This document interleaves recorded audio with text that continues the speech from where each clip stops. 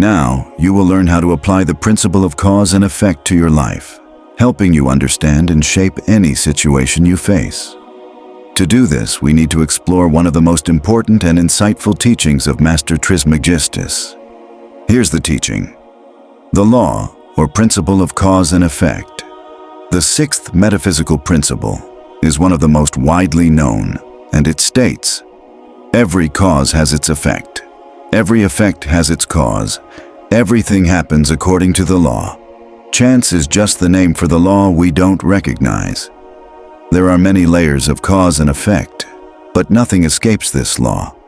Everything we are experiencing now was created at some point, either consciously or unconsciously, by us, whether in this life or a past one. When we think something happens by chance, we are simply referring to a law we don't understand. But in reality, it's something we were meant to experience because, in some way, we created it. It's easy to believe that all the good things that happen to us are the result of our actions, but it's harder to accept that the negative situations we face are also our creation. We may not understand why, but this principle explains that there are many layers of causation. Some of these go way back in time and may even be buried deep in our memory. These events could have happened in our childhood or past lives. On top of that, we also inherit influences from our parents, grandparents, and even great-grandparents. This chain continues endlessly. We are also influenced by the society we grow up in, the religion we practice, the schools we attend, our workplaces, social circles, and so on. These are just a few examples to show that many layers of causation exist, and we are the sum of these influences. We call these layers the places, people, and experiences that have shaped our beliefs and mental patterns. Every person studying metaphysics must reflect on the information they've absorbed throughout their life. They must consciously choose what beliefs they want to keep and what they should discard. This process involves recognizing what our parents and ancestors thought, as well as considering our own thoughts. It's also helpful to reflect on what we thought in the past versus what we choose to think now. Remember, we always have the freedom to choose in the present, which is the only time that truly exists. Free will is simply the opportunity to choose our thoughts. This is where our real power lies, and by doing so, we take control of our lives. In this process of choosing thoughts, we must take responsibility and avoid adopting the victim mentality. For many, it's easier to blame others or external circumstances for their unhappiness, as this lets them avoid acknowledging that they themselves are contributing to that unhappiness. This prevents them from embracing the possibility of change and growth. People often blame the government, the economy, their partner, their family, their job, or even the weather for their dissatisfaction. As we learned from the principle of correspondence, we must remember that everything external is a reflection of our inner state. When something external causes dissatisfaction or pain, it's simply reminding us that we have an internal wound to heal. It's not wise to focus too much on the origins of current situations. For example, if you're feeling lonely, it's not just bad luck or that you can't find someone right for you. That loneliness has a deeper meaning and is a lesson you need to learn. The fastest way to find answers to the challenges we face is to ask our higher self or inner wisdom. This is best done through meditation. The answers we receive are always clear and concrete, often in just a few words or a feeling. If you regularly pray, remember that prayer is just part of your conversation with God. When you pray, you're speaking to God. But when you meditate, you're listening for His response. If you only pray, you're having a one-sided conversation, which is why many people feel like God doesn't answer their prayers. But God always answers, and immediately. The key is to remain silent for a few moments after praying and listen to what you receive. You can recognize when God is answering your questions, as His responses always bring peace. The dissatisfaction we experience in daily life stems from this principle. Through many past lives, we've created causes that shape our present circumstances. Some people have done much good in the past, and now they are reaping the rewards. We may see them as lucky. On the other hand, some have made many mistakes, broken universal laws, and now find themselves in difficult situations. This explains why some people are poor, sick, or what we may call unlucky, while others are born into wealth and health, with many opportunities.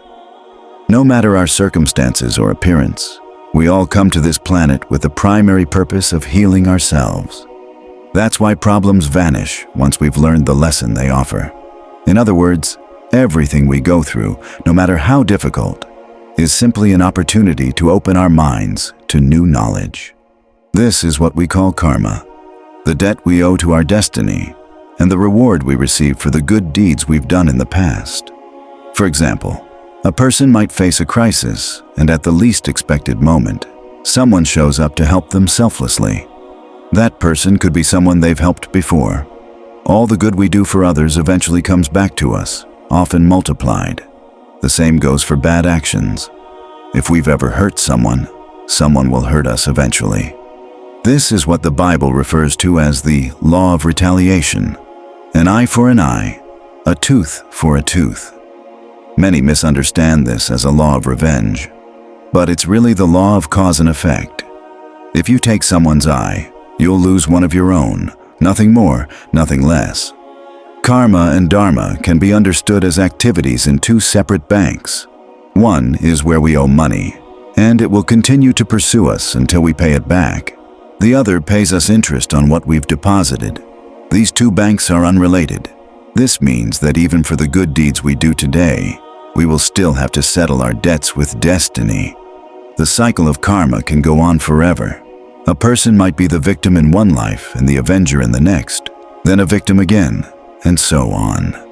The cycle breaks when one of the involved parties chooses to forgive. Karma can be completely dissolved through the practice of forgiveness. Forgiving, however, is not as easy as it seems. Many people who claim to forgive are simply playing an intellectual game. The moment they face another issue with the person they forgave, resentment and blame resurface. This is what we call forgive but not forget, which really means forgiveness hasn't fully happened yet. True forgiveness brings peace. There are two main ways to break karma. To understand how these work, let's imagine a relationship where a man harms a woman. In this life, she might feel a strong urge for revenge, but having grown spiritually and understanding the law of cause and effect, she chooses to forgive him and does not react negatively. Karma is broken thanks to her choice to forgive. Now imagine the same situation, but this time, the woman isn't as enlightened and decides to harm the man. It's then his turn to understand the law of cause and effect. He accepts responsibility for his actions and chooses to forgive her. Again, karma is interrupted. In short, only one person needs to make the decision to forgive for the conflict to end. Most people who refuse to forgive do so because they feel someone must pay for what they've gone through.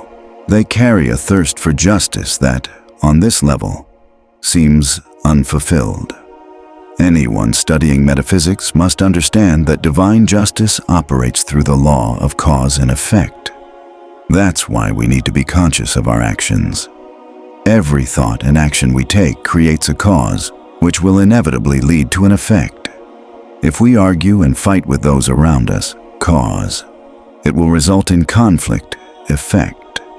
But if we show kindness and love, cause, we will also receive kindness in return, effect, though perhaps not from the same people we helped. This is why all religions teach us to do good. The only way to live well is by creating positive actions. Why do bad things happen to good people? The law of cause and effect is always in motion, showing us what we've created. We can safely say that doing good brings good results, but sometimes, even when we do good, problems still come up. So, why do bad things happen to good people? The answer is simple. Karma.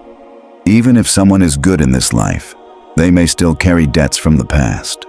Karma connects people and keeps us intertwined across different lifetimes. This means we reincarnate in groups and exchange roles. It's possible that a woman was a mother in one life and then becomes a daughter in the next. That's why some children act authoritatively toward their parents, because the roles have been reversed from a past life. Some friends seem like siblings because they were before, and some siblings feel like strangers because it's their first time together. Sometimes, relatives who feel like rivals or enemies are brought together to reconcile their souls. Not only do we exchange roles in reincarnation, but we also switch genders. If you're a man in this life, you may be a woman in the next, and vice versa. We keep meeting the same people through many lives. In short, if we harm someone, we might be harmed by them in the next life. If, as a parent, we've been strict, we may find ourselves as a child of a similarly strict parent in the future. This is how we learn and recognize what we've done in the past. There are millions of people in the world, but we move in small circles and constantly encounter the same faces. We may travel to a faraway place and, to our surprise, run into someone we know. We might be able to deceive others, but we cannot deceive the universe. The principle of cause and effect is always at work, and no one can escape it. Sooner or later, we'll have to repair the damage we've caused or, in the best case, reap the rewards of our good deeds. As the world's population grows, new souls arrive on Earth. These souls come from other planets with the mission of helping us elevate our consciousness. Likewise, when we've learned all we need to here, we'll move on to another place. That's why there's no need to rush our growth. It's infinite, and we must enjoy every step of the journey. Karmic contracts. Before coming into this life, we choose to take on a physical body and select the experiences we wish to have. In doing so, we pick our parents, siblings, future spouses, friends, and others who will help us grow. We make a karmic contract where we agree on the roles each person will play in our lives with the intention of teaching or learning something important. This is a mutual process of growth. When we arrive here, we forget the details of this agreement and experience life as planned. Karmic contracts are voluntary and cannot be undone. They remain until they are fully completed. These contracts are designed to help us make significant progress in our personal evolution. For example, a woman might ask her future husband to mistreat her during their marriage, so she can learn that she lacks self-love and needs to value herself more. He agrees to this, knowing she will take legal action against him, which will teach him to respect her and give up his materialistic tendencies. When there's a karmic contract, one or both people involved may feel the need for revenge. We often forget that we've chosen these negative experiences ourselves to learn a lesson and make up for past mistakes.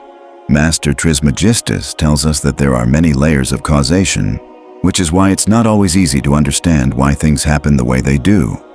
The idea of karma has been spread through various religions and spiritual traditions, particularly during the age of Pisces, which has now ended. We're entering the age of Aquarius, and with it, many things will change, including karma. In this new age, the process of paying our karmic debts is faster. What used to take multiple lifetimes to resolve can now be addressed in a single life. If I hurt someone today, I may have to face the consequences tomorrow, not in another life, but in this one. Human consciousness is advancing, and this will raise our collective understanding. This shift is already underway, but will take many years to complete. As we move forward, we'll realize that we are all connected, that in truth, we are all one. The Son of God is one, and we are all a part of Him. Therefore, it's essential to help each other and forgive one another. We need to adapt to these cosmic changes to support the evolution of the planet and awaken love. A true metaphysician uses all their knowledge to improve themselves and serve others. But where did karma come from? To understand karma, we must look back at the origins of humanity. Humans were created in the image and likeness of God, and with this creative power, we invented an entity that seems separate from our Creator, our ego.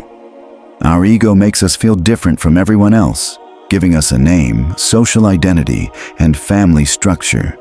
It tells us we are unique and special and tries to prove this in many ways. On the other hand, Our spirit reminds us that we are all one and that separation is an illusion. The feeling of separation leads to guilt, and guilt seeks punishment. When we feel guilty for something we've done, our mind creates the punishment. This could be loneliness, financial struggles, health problems, or relationship issues. Guilt doesn't disappear within us. The ego often projects it onto others, making us blame them for our unhappiness. By doing this, we move further away from resolving the issue, and our ego remains in control. The people who blame others the most tend to grow the least.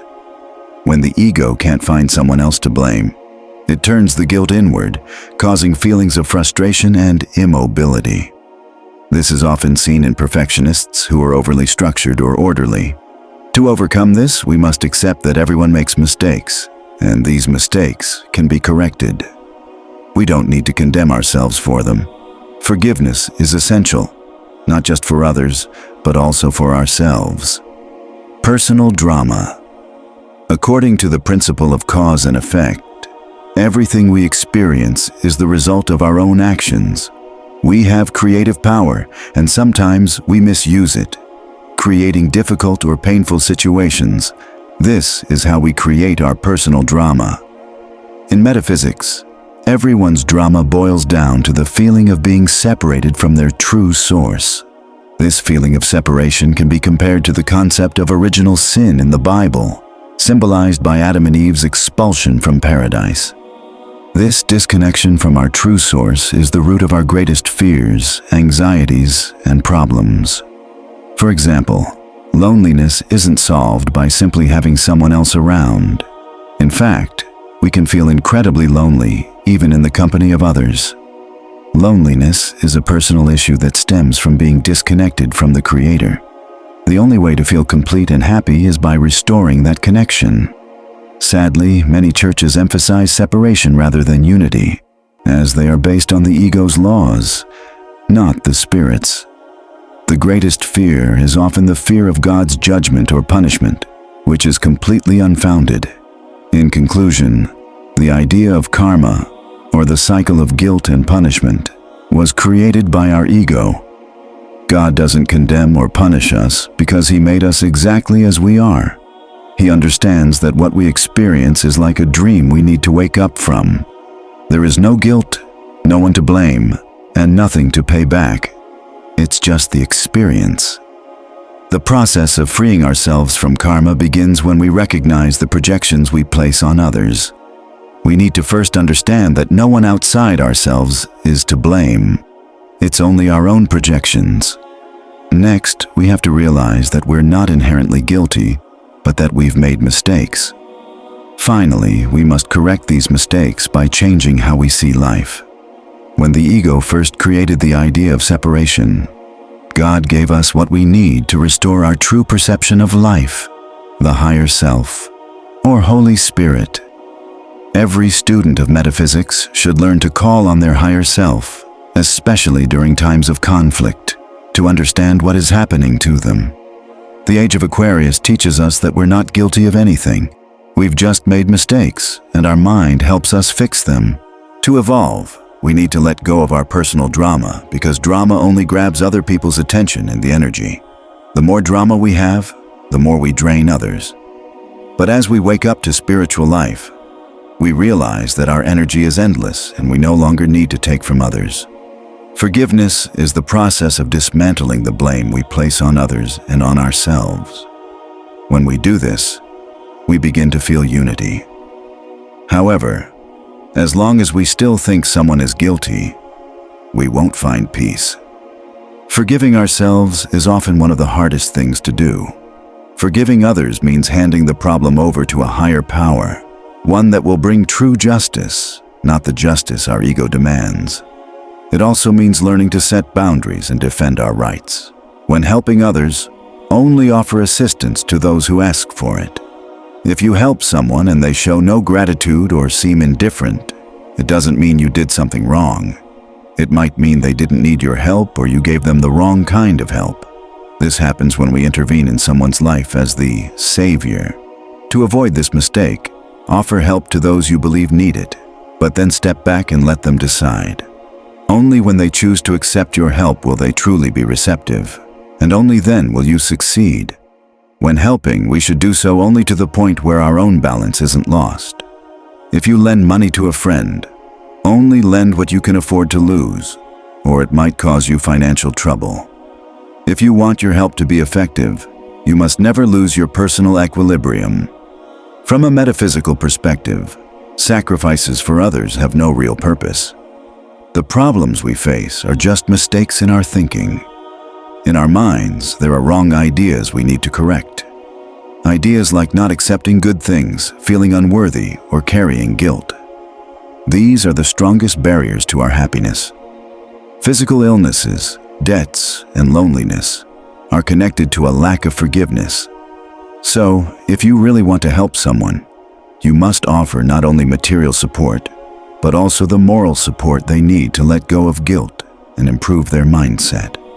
Forgiveness isn't just an act, it's a process. Each day we forgive a little more, gradually freeing ourselves from the past. Sometimes this happens in a single moment, but most of the time, forgiveness takes time. To understand the forgiveness process, we need to first understand how our ego projects. We see our own emotional wounds clearly in others, but not in ourselves. The ego refuses to accept that we alone have the problem, so we project it outward, blaming others for our unhappiness. A good analogy is when we watch a movie at the theater. We think the movie is on the screen, but it's not. It's in the projector, and we're seeing its projection. In the same way, our life is just a projection coming from our own mind. So the first step in forgiveness is recognizing that the fault is not out there. We need to stop the projection and refuse to blame anyone or anything external. The external event didn't cause our upset. It only triggered an emotional wound within us. The second step is accepting that the wound is within ourselves. If we stop here, the ego will make us feel guilty. The third step is to hand that guilt over to the Holy Spirit, or higher self, so it can forgive for us.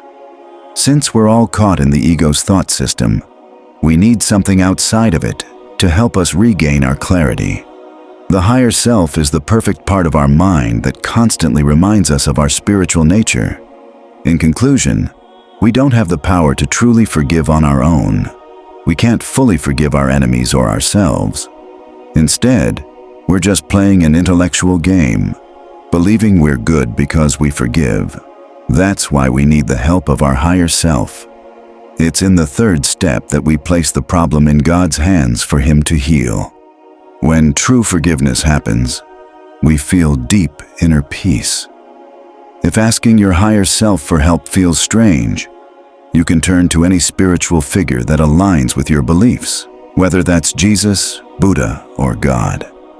The next time you feel angry at someone, practice forgiveness. First, accept that the person isn't to blame for your anger. Second, recognize that part of you is upset by what they did. And finally, ask your higher self to forgive what you can't understand or accept. This sets the forgiveness process in motion and helps heal both your wounds and others. Often, something miraculous happens, what we might call a miracle. The benefits of forgiveness depend on your willingness to let go of what has hurt you. When you ask for help, the universe moves to restore balance in your life. The process of forgiveness can be seen as realizing that no one has truly harmed us, nor have we harmed anyone else. The so-called sins are simply misunderstandings or errors in perception. This may be too simple for the ego to accept. The ego always finds reasons to justify its anger, especially when we feel wronged. We come up with logical explanations for our anger, leading us to judge and condemn others. The ego seeks support and tries to convince others of our reasons. However, the truth is, the more we defend our position, the more insecure we become. One reason there are no real villains is because everyone acts according to their level of awareness and understanding. When we make mistakes, it's because we didn't know better. If we went back in time, we would likely make the same choices because that was our level of consciousness at that time. We always do what we believe is best in the moment, even if we are completely wrong. God doesn't judge us because He understands that we are here to learn. Only the ego judges and condemns. Our minds are limited and can't fully understand everything that's happening. There are karmic contracts and hidden histories that our senses can't grasp. A situation might seem unfair, but we might not see that the unfair person is simply offering an opportunity for the other to learn. Cultural differences also affect our judgment. What seems strange to one culture might be normal in another. For instance, among some Eskimo groups, offering one's wife to a guest might be a customary practice, while to us, it seems odd. Who is right? Neither. Each culture is living its own experience. It's also important to realize that those bad figures who lead great masses are sometimes spirits on a mission to help raise the collective consciousness. They might provoke strong emotions, but they also inspire service in entire communities or nations. The hatred we feel toward them is often the hatred we need to heal within ourselves. Every country has its collective karma, and each person must confront it in their own way. According to the principle of cause and effect, we're always either giving love or asking for love. In fact, people who cause problems are often asking for love. One common way of asking for love is through complaints. When someone complains, they're usually seeking attention or affection. Unfortunately, complaining is a negative approach that often results in the opposite of what we want. We may learn lessons through crises, but if we use our ability to choose, we can ask the universe to teach us more gently, because no one likes to learn through pain. Most people do, and they're left with feelings of resentment or frustration. Renouncing karma is a process. You must clearly declare that you want to stop suffering. To do this, try affirming, "I renounce karma at this moment. I renounce any form of lack, limiting thoughts, or errors in my consciousness. From now on, I choose happiness, prosperity, health, excellence, and a life filled with harmony." When a problem arises, the first thing you should do is renounce it. Any affirmation or declaration you make should start with, "I renounce," to stop the crisis in its tracks. For example, I renounce continuing to suffer from this relationship issue. I find the most harmonious and positive solution for both of us. If it's a financial problem, you might say, "I renounce my financial limitations. From now on, money flows easily and abundantly into my life." Changing to receive. Every metaphysical student keeps a written list of their goals to track their growth. According to biblical principles, God, as the perfect Father, gives us everything we ask for, even before we ask. He knows what we will ask, and He grants it. The question is, where is what you're asking for, since you don't have it yet? The answer is simple. God only gives us what we're internally willing to receive. You may consciously want wealth, but if you don't feel worthy of it deep down, you won't be able to receive it. Your inner dialogue is powerful. It's what the universe listens to and ultimately brings to life. If you desire a partner but don't feel worthy of a healthy relationship, the person you long for may be right in front of you, and you won't even notice. You only open your eyes when you work on accepting what you desire. Remember, everything on your wish list is already granted. Now, you just have to work on your ability to accept it. Pay attention to your negative thoughts. They reveal the inner barriers you need to overcome. According to the principle of cause and effect, we must create the right causes to manifest the results we want.